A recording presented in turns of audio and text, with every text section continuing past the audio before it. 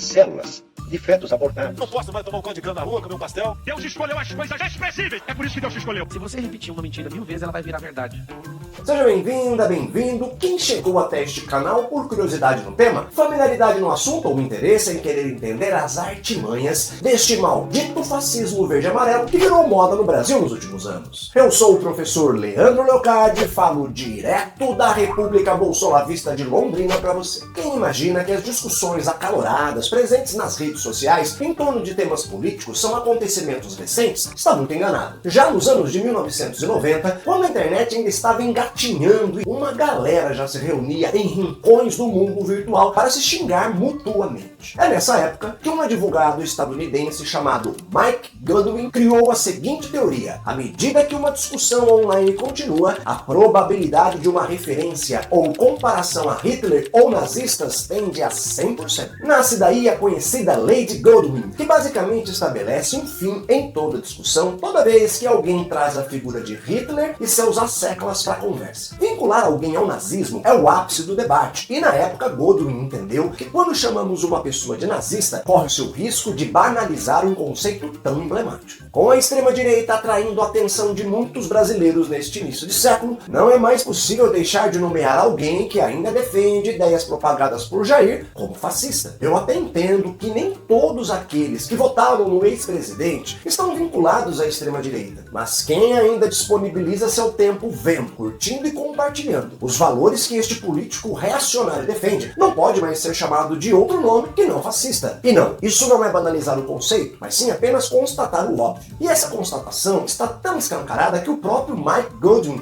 fez questão de mencionar o fato de que é ok traçar paralelos entre o nazismo e Jair. E veja só como são as coisas. Goodwin não tinha como referência toda a estética fascista que foi escancarada ao longo dos 4 anos de mandato do cara, apenas o que até então havia sido apresentado no campo comportamental pelo próprio ex-presidente. O grupinho do qual esse cara faz parte teve a sagacidade de tirar proveito de encontros que os meios virtuais de comunicação passaram a proporcionar para começar a pulverizar o chorume retórico do maldito fascismo verde-amarelo. Esta é uma constatação que foi feita pela doutora em antropologia social Adriana Dias, uma das maiores autoridades em assuntos que tratam sobre a atuação de células neonazistas no Brasil. Segundo Adriana, desde o início deste século, grupos neonazistas brasileiros vêm apoiando as iniciativas políticas de nosso ex-presidente. Em seus anos de pesquisa, ela acabou encontrando na internet sites especializados em divulgar conteúdo neonazista, fazendo referências explícitas a Jair. E um desses sites, o Econac,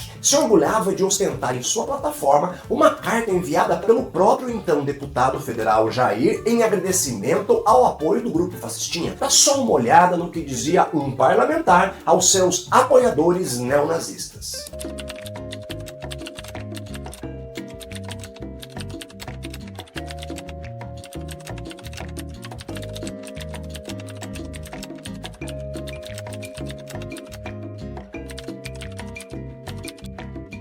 Como se não bastasse uma carta toda educadinha entregue aos seus chegados fascistas, tem também outra prova cabal da aproximação entre Bolsonaro e neonazistas. Um banner do cara fardado ostentando um slogan baseado na máxima "bandido bom é bandido morto" também era possível ser visto no site Econac. Anos se passaram e, em 2011, época em que programas de televisão tinham um péssimo gosto de entreter seus telespectadores colocando Jair para destilar as mais cretinas opiniões no melhor estilo falo mesmo e foda-se, grupos neonazistas resolveram sair do confinamento do mundo virtual e ampliar sua rede de apoio ao então deputado e, para isso, realizaram uma passeata no vão do MASP em prol de Jair. Motivo? Queriam demonstrar apoio ao futuro mito, que estava sendo corretamente execrado pelas declarações dadas na época ao programa CQC. Vamos relembrar o que foi dito por ele.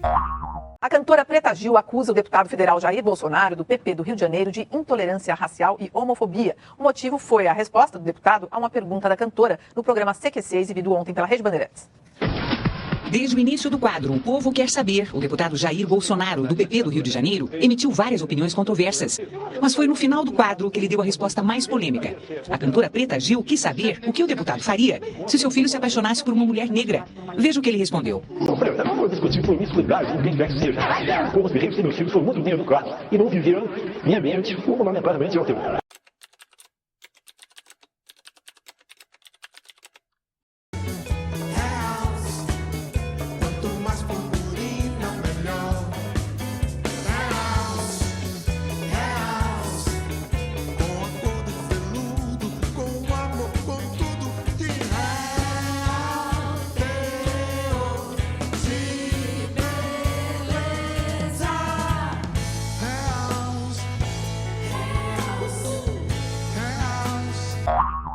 falas emitidas são a mais pura escrotice fascista. E quem tem um pouquinho só de noção das coisas não pode discordar disso. Aí o que os neonazistas resolveram fazer em plena Avenida Paulista em 2011? Manhã de tensão na Avenida Paulista. Grupos de direita e ativistas do movimento gay se manifestaram ao mesmo tempo no vão livre do MASP. Os grupos se posicionaram a favor e contra as declarações dadas pelo deputado Jair Bolsonaro do PP do Rio a um programa de televisão. Como num campo de batalha, de um lado os simpatizantes, são de grupos ditos nacionalistas e dos carecas.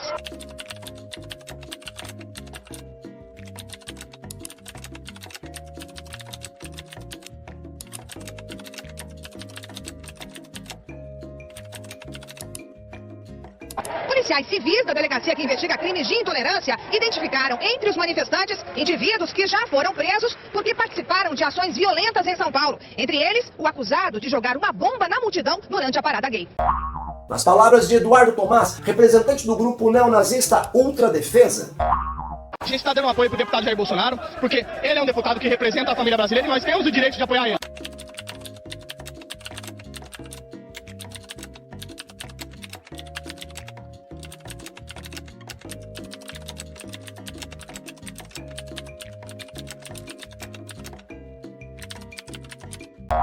Pois é, Jair vai a uma emissora de televisão e, em horário nobre, diz abertamente absurdos que são defendidos em pleno espaço público, em plena luz do dia e sem qualquer pudor por parte de grupos declaradamente nazistas. E o que acontece? Nada. Absolutamente nada. Ninguém é preso, indiciado, a polícia não age com a mesma agressividade que age quando professores fazem protestos por melhores condições de trabalho, por exemplo. Volta todo mundo de boa, ileso e tranquilo para casa, como se fosse a coisa mais normal do mundo falar e defender misoginia, racismo, homofobia em pleno espaço público. É isso que a prática fascista faz na cabeça das pessoas. Normatiza o absurdo, o anormal, o bizarro. Quem acompanha o avanço do fascismo no Brasil neste início de século XXI não fica nem um pouco espantado de ver que esse Eduardo Thomas, que foi entrevistado na passeata fascista de 2011, 10 anos depois estava onde? Organizando carreatas e motociatas em São Paulo para demonstrar, mais uma vez, apoio ao mito picareta. Só que desta vez não estava mais como um neonazista radical, mas sim como um cidadão do bem, um patriota bolsonarista raiz, com aproximação ideológicas com pessoas, veja só, como o general Augusto Heleno, ex-ministro de Estado, chefe do Gabinete de Segurança Institucional da Presidência da República do Brasil. Na sua opinião, as eleições brasileiras agora em 2022 foram fraudadas?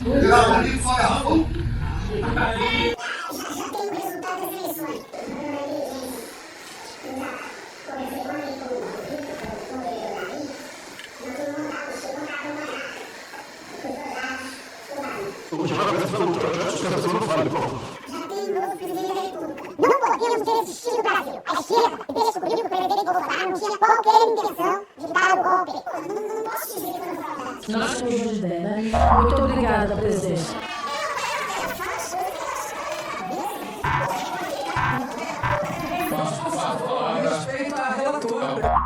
A coisa é tão bizarra que a família Bolsonaro nunca fez questão alguma de esconder esse alinhamento com células neonazistas brasileiras, muito antes do sucesso nacional que o bolsonarismo adquiriu. Não é difícil encontrar uma foto de Jair com um cosplay de Hitler, o autonomeado professor Marco Antônio Santos, que nas eleições de 2016 candidatou-se a vereador do Rio de Janeiro pelo mesmo partido de Jair na época, o PSC. Essa fotografia foi tirada no mesmo dia que o cara foi impedido de falar na Câmara de Vereadores durante uma sessão da Comissão de Direitos Humanos que versava sobre a proposta fascista de perseguição ideológica a professores chamada Escola Sem Partido. Detalhe, o cover de Hitler foi convidado pelo próprio 02, o filhinho responsável pela fama virtual de Jair, Carlos Bolsonaro. Esses são só alguns de vários exemplos que demonstram uma aproximação ideológica entre o bolsonarismo e o neonazismo. E o interessante desses pequenos exemplos é que eles são de um período anterior ao tempo que o cara e todo o seu clã governaram o Brasil. São demonstrações de toda uma ligação histórica entre grupos que hoje não podemos titubear em nomeá-los como fascistas. Viu só porque a lei de Godwin não se aplica mais quando nos referimos a Bolsonaro, como o próprio Godwin destaca? E é importante falar isso porque em um futuro próximo, as pessoas encontrarão nos livros de história páginas e mais páginas destacando o alinhamento de ideias nazistas e bolsonaristas. Imagina seus filhos e netos, daqui a alguns anos, perguntando de que lado da história você estava quando o bolsolavo-fascismo levou milhões de brasileiros a reproduzir ipsis lipsis o que? 100 anos antes, o que o nazismo já tinha feito na Alemanha. Por isso que se você não quiser passar vergonha com os netinhos, continue acompanhando o conteúdo que é disponibilizado semanalmente no canal do YouTube Maldito Fascismo Verde e Amarelo. Ative o sininho, siga a gente no Instagram e compartilhe com o maior número de pessoas possível o conteúdo que estou divulgando por aqui. Nem que seja para deixar pistola aquele seu vizinho nazistinha que vive fazendo birra e reclamando por estar sendo sempre vigiado pela ditadura esquerdista do politicamente correto. E se você está preocupado com o que os seus descendentes irão falar de você daqui a alguns anos, começa a aplicar agora em sua vida a máxima que sustenta esse canal. Se parecer fascista e falar como um fascista, não se deixe enganar, é um fascista.